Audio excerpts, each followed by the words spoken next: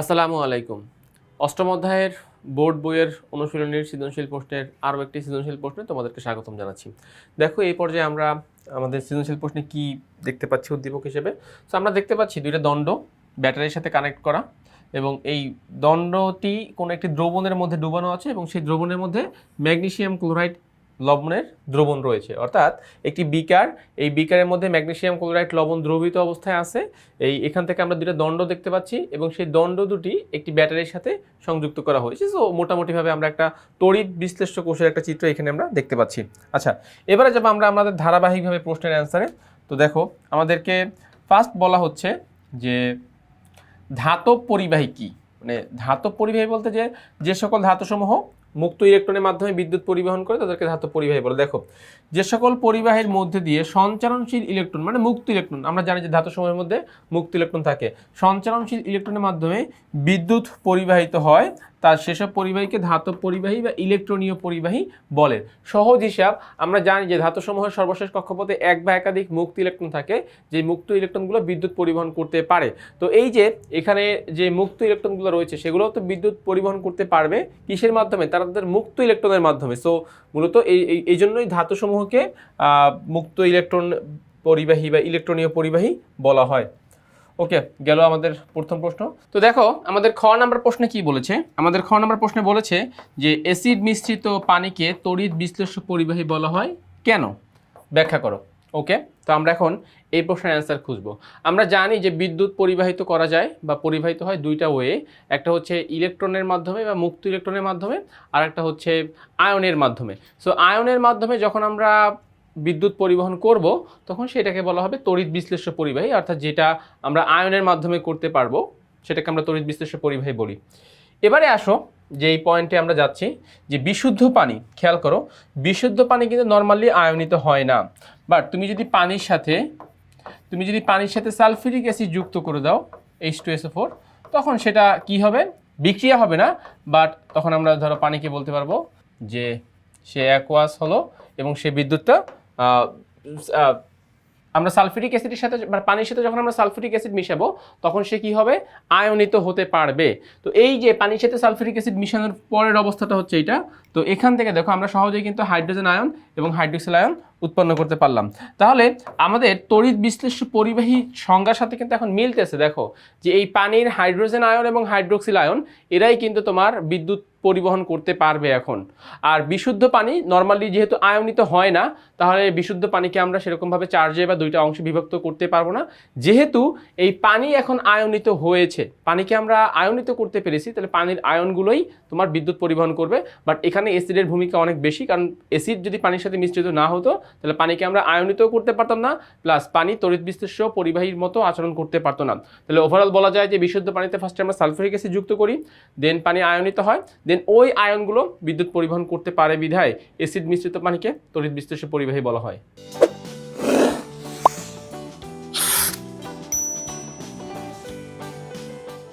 এবারে যাচ্ছি আমরা আমাদের গ নাম্বার প্রশ্নে। কি বলছেন? উদ্দীপকের কোষে অ্যানোডে সংঘটিত বিক্রিয়াটি ব্যাখ্যা করো। অর্থাৎ এই যে আমরা এখানে যে কোষ দেখতে পাচ্ছি, এই কোষে অ্যানোডে কোন বিক্রিয়া সম্পন্ন হবে। তাহলে আমাদের এখন কাজ হচ্ছে প্রথমত আমাদেরকে ম্যাগনেসিয়াম ক্লোরাইডকে আয়নিত করা, আয়নিত করে অ্যানায়নটাকে খুঁজে বের করা এবং সেই অ্যানায়ন অ্যানোডে গিয়ে যে চার্জ মুক্ত হবে সেই বিক্রিয়াগুলো দেখানো। তো চলো আমরা যাচ্ছি আমাদের এখন গ নাম্বার প্রশ্নে। এখানে আসো। তাহলে ফার্স্টে তোমার কাজ কি? ফার্স্টে তোমার কাজ হচ্ছে ম্যাগনেসিয়াম ক্লোরাইডকে ভাগ করা, আয়নিত করা। সো ম্যাগনেসিয়াম ক্লোরাইডকে যদি আমরা ভাগ করি তখন আমরা কি পাবো? ম্যাগনেসিয়াম 2+ এবং 2Cl-, অর্থাৎ একটা ক্যাটায়ন পাবো, একটা অ্যানায়ন পাবো, একটা ক্যাটায়ন পাবো এবং একটা অ্যানায়ন পাবো। আচ্ছা, গেল এটা। এবার এখান থেকে দেখো তাহলে আমাদের অ্যানায়নটা কে ছিল বলো তো? আমাদের অ্যানায়ন ছিল ক্লোরিন ছিল আমাদের অ্যানায়ন। তাহলে আমাকে প্রশ্নের মধ্যে অ্যানোডের কথা মেনশন করে দিয়েছে যে তোমাকে শুধুমাত্র অ্যানোডের বিক্রিয়াটাই দেখাতে হবে। তো সেই ক্ষেত্রে দেখো আমরা Cl- আয়নকে যখন আমরা চার্জ মুক্ত করতে পারি তখন কিন্তু এটা কীভাবে দেখানো যায়? Cl- ইলেকট্রন Cl, অর্থাৎ ক্লোরিন। দেন এই মাইনাস ইলেকট্রনকে আমরা এই পাশে কি করতে পারি? নিয়ে আসতে পারি। সো এখানে একটা কাজ করা যেতে পারে। ধরো আমাদের ইলেকট্রন এখানে ফার্স্টে দুটো দেখানো হয়েছে, বাট এখানে চাইলে আমরা একটা ইলেকট্রন দেখাতে পারি। তো তাইলে এই যে লাইনটা আমরা লিখলাম Cl মাইনাস ইলেকট্রন ত্যাগ করে Cl পরমাণু হবে, এই লাইনটা নেক্সটে এভাবে দেখানো যায়, জাস্ট এই মাইনাস ইলেকট্রনটাকে আমরা সমান চিহ্নের বা তীর চিহ্নের ডান পাশে নিয়ে যাব। সো মাইনাস ইলেকট্রন হয়ে যাবে কি প্লাস ইলেকট্রন।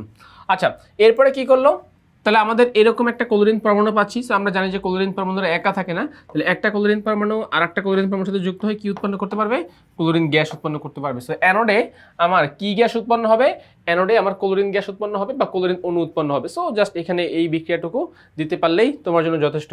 তবে আসো আমরা এটাকে একটু মডিফাই করব। কি মডিফাই করব, অনেক সময় তোমাকে জিজ্ঞেস করা হবে যে এই ক্লোরিন গ্যাস যে আসলেই উৎপন্ন হয়েছে তার প্রমাণ কি। তো তখন সেক্ষেত্রে তোমরা চাইলে এই বিক্রিয়াটা দিতে পারবা। দেখো যে ক্লোরিন গ্যাসের সাথে যদি তোমরা পানি মিশ্রিত করো তখন দুইটা বিক্রিয়া উৎপন্ন হবে, দুইটা অ্যাসিড উৎপন্ন হবে, HCl plus HOCl, hydrochloric acid plus hypochlorous acid. Then আমরা আবার তখন লিটমাস পেপারের সাহায্যে চাইলে এই অ্যাসিড উৎপন্ন হয়েছে কিনা এটা আমরা চাইলে শনাক্ত করতে পারি। লিটমাস পেপার জানো যে অ্যাসিড নীল লিটমাসকে লাল লিটমাসে পরিণত করে, আর ক্ষার লাল লিটমাসকে নীল লিটমাসে পরিণত করে। যেহেতু এখানে দুইটা অ্যাসিড, তাহলে কি করবে, অ্যাসিড নীল লিটমাসকে লাল লিটমাসে পরিণত করবে। সো লিটমাস পেপারে বর্ণ পরিবর্তন হওয়া দেখে আমরা কনফার্ম হতে পারবো যে না এখানে অ্যাসিড আছে, আর অ্যাসিড তখনই হবে যখন এখানে ক্লোরিন গ্যাস থাকবে, কারণ পানি একা তো আর অ্যাসিড হতে পারবে না, ক্লোরিন গ্যাসের সাহায্য নিয়ে সে অ্যাসিডে পরিণত হবে। তো এভাবে করলে আমাদের গয়ের অ্যান্সারটিও ফুলফিল হয়ে যাবে এই সৃজনশীলের জন্য। আমরা এখন যাচ্ছি আমাদের ঘ নং প্রশ্নে। এখানে ফলো করে বলছি কি যে উদ্দীপকে সংগৃহীত বিক্রিয়ায় তড়িৎ প্রবাহের প্রয়োজনীয়তা যৌক্তিক ব্যাখ্যা করো, মানে যুক্তি ব্যাখ্যা করো আর কি, যে এটার তড়িৎ প্রবাহিত কেন করতে হবে এটার কারণ জানতে চাচ্ছে আমার কাছে। আচ্ছা, তাহলে এখানে প্রথম যে শর্তটা আমাদেরকে মাথায় রাখতে হবে যে তড়িৎ বিশ্লেষ্য কোষের প্রধান শর্তই হচ্ছে তোমাকে বিদ্যুৎ সেখানে সাপ্লাই দিতে হবে। বিদ্যুৎ যদি সাপ্লাই করতে না পারো তাহলে সেখানে বিক্রিয়াটা সম্পন্ন হবে না। এবারে আসো আমরা আমাদের ঘ নাম্বার প্রশ্নের যে অ্যান্সার সেই অ্যান্সারটুকু নিয়ে আমরা আলোচনা করি। ওকে, সো শুরুতেই আমাকে যেই কাজটা করতে হবে, আমাকে ক্যাটায়ন এবং অ্যানায়ন ভাগ করতে হবে। তো ম্যাগনেসিয়াম ক্লোরাইডকে যদি আমরা ভাগ করি, দেখো ম্যাগনেসিয়াম ক্লোরাইডকে যদি আমরা ভাগ করি তাহলে আমরা কি পাই, তাহলে আমরা পাই ম্যাগনেসিয়াম 2+ আর 2Cl মাইনাস, ম্যাগনেসিয়াম 2+ প্লাস এর সাথে পাচ্ছি আমরা 2Cl মাইনাস।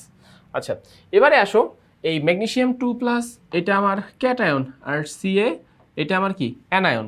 তাহলে ক্যাটায়নরা ক্যাথোডে গিয়ে চার্জ মুক্ত হবে আর অ্যানায়নরা অ্যানোডে গিয়ে চার্জ মুক্ত হবে। তো ক্লোরিন যে অ্যানায়ন আছে সেই ক্লোরিন অ্যানায়ন কি করতে পারে, দুইটি ইলেকট্রন ছেড়ে দিয়ে ক্লোরিন গ্যাসে রূপান্তরিত হতে পারে, আর ম্যাগনেসিয়াম 2+ যেটাকে আমরা ক্যাটায়ন বলতেছিলাম সেই ইলেকট্রন গ্রহণ করে ম্যাগনেসিয়াম ধাতুতে পরিণত হতে পারে। সো এই যে ম্যাগনেসিয়ামের যে বিক্রিয়াটা এটা হবে কোথায়, এটা হবে ক্যাথোড তড়িৎদ্বারে, ক্যাথোড তড়িৎদ্বারে এই বিক্রিয়াটা হবে। আর এই এই ক্লোরিনের বিক্রিয়াটা এটা হবে অ্যানোড তড়িৎদ্বারে। সো দুইটা তড়িৎদ্বারে কিন্তু আমরা দুইটা ভিন্ন ভিন্ন বিক্রিয়া পাচ্ছি। আমরা পাচ্ছি একসাথে ক্যাথোড তড়িৎদ্বারের বিক্রিয়া, আবার পাচ্ছি অ্যানোড তড়িৎদ্বারের বিক্রিয়া, এবং ক্যাথোড তড়িৎদ্বারে বিজারণ বিক্রিয়া সম্পন্ন হয়, অ্যানোড তড়িৎদ্বারে জারণ বিক্রিয়া সম্পন্ন হচ্ছে। নেক্সট আসো বিদ্যুৎ পরিবহনের প্রয়োজনীয়তা আসলে কি, এখানে এটাই আমাদের মূল কোশ্চেন ছিল যে বিদ্যুৎ পরিবহন না করলে আসলে এখানে কোনো সমস্যা হবে কিনা। তো ফার্স্টেই আসো এই জায়গাতে তোমার ব্যাটারি দিয়ে যখন তুমি বিদ্যুৎ পরিবহন করবা তখন কি হবে, একটা তড়িৎদ্বার যেটাকে বলতেছি আমরা অ্যানোড তড়িৎদ্বার, অ্যানোড তড়িৎদ্বার কী হবে বলতো, পজিটিভ চার্জ বিশিষ্ট হবে, আর ক্যাথোড তড়িৎদ্বার কী হবে বলতো, নেগেটিভ চার্জ বিশিষ্ট হবে, নেগেটিভ চার্জ বিশিষ্ট। তাহলে এই যে চার্জ বিশিষ্ট আমি করব এটা কিন্তু বিদ্যুৎ সাপ্লাই না দিলে কখনো এটা সম্ভব না যে ব্যাটারির ধনাত্মক প্রান্তের সাথে আমরা যুক্ত করব ক্যাথোড তড়িৎদ্বার, এই ক্যাথোড তড়িৎ ব্যাটারির ধনাত্মক প্রান্তের সাথে আমরা যুক্ত করব অ্যানোড তড়িৎদ্বারকে, আর ব্যাটারির ঋণাত্মক প্রান্তের সাথে যুক্ত করব আমরা ক্যাথোড তড়িৎদ্বারকে। তো এইভাবেই কিন্তু আমরা সংযোগ দেওয়ার পরে এখানে কি হবে, সংযোগ করার পরে দেন ক্যাটায়নটা ক্যাথোড দ্বারা আকৃষ্ট হবে, ধরো তুমি এটাকে বললা ক্যাথোড, আর অ্যানায়নরা অ্যানোড দ্বারা আকৃষ্ট হবে, তাহলে এটাকে আমি কি বলবো, এটাকে আমি বলবো অ্যানোড। তাহলে এই যে ক্যাথোড দ্বারা চার্জ মুক্ত হচ্ছে, অ্যানোড দ্বারা চার্জ মুক্ত হচ্ছে। তো চার্জ মুক্ত হওয়ার জন্য মূলত ব্যাটারির সাথে এটাকে সংযোগ দেওয়াটা অনেক বেশি গুরুত্বপূর্ণ। সংযোগ না দিলে কিন্তু এটা চার্জ মুক্ত হতে পারবে না, চার্জ যুক্ত হতে পারবে না, প্লাস এরাও এসে চার্জ মুক্ত হতে পারবে না। সো ওভারঅল সাইড চিন্তা করলে তোমাকে ব্যাটারির সাথে সংযোগ দিতেই হবে, বিদ্যুৎ প্রবাহিত করতেই হবে। বিদ্যুৎ প্রবাহিত করলে এখানে দুইটা ভিন্ন ভিন্ন তড়িৎদ্বার তৈরি হবে এবং সেখানে ক্যাটায়নরা গিয়েও চার্জ মুক্ত হতে পারবে, অ্যানায়নরা গিয়েও চার্জ মুক্ত হতে পারবে। সো এইভাবেই আমরা আমাদের যে ফাইনাল যে অ্যান্সারটি আছে এই অ্যান্সারটি আমরা কমপ্লিট করে ফেলতে পারবো। সো আমি আশা করতেছি তোমরা এই ঘর নাম্বার প্রশ্নের অ্যান্সারও বুঝতে পেরেছো।